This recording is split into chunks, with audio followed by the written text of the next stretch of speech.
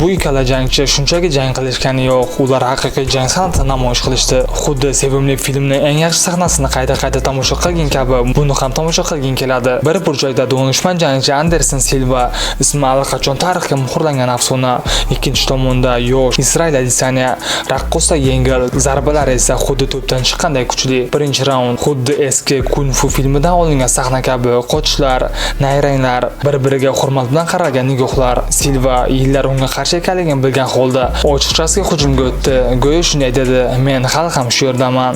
Shunday hujumlardan birida u zarba o'tkazib bordi va yiqilishga oz qoldi, ammo u qahramon kabi o'zini tiklashga muvaffaq bo'ldi.